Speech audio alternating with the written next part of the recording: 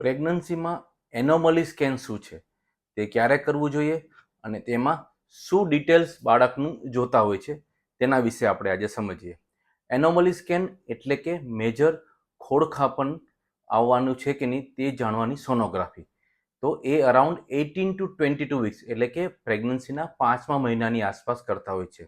Anomaly સ્કેનમાં detail બાળકની total details જેમ કે લઈને માથામાંથી માંડીને મગજ through facial profile, thorax, lungs, heart, stomach, kidney, આંતરડા, સ્પાઇન, હાથ પગ દરેક વસ્તુની ડિટેલ સોનોગ્રાફી હોય છે, જેમાં કોઈ બાળકને ખોડખાપણ છે કે નહીં કે એવું કોઈ અમને સોનોગ્રાફીમાં એવો કોઈ ડાઉટ લાગે, જેમ કે પાણી ઓછું છે, પાણી વધારે છે, સ્ટમકનો ભાગ દેખાતો નથી, મગજમાં અમને ડિટેલ સોનોગ્રાફીમાં કંઈક ડાઉટ લાગે તો તેની ડિટેલ સોનોગ્રાફી આ એનોમલી સ્કેનમાં કરવામાં આવે છે.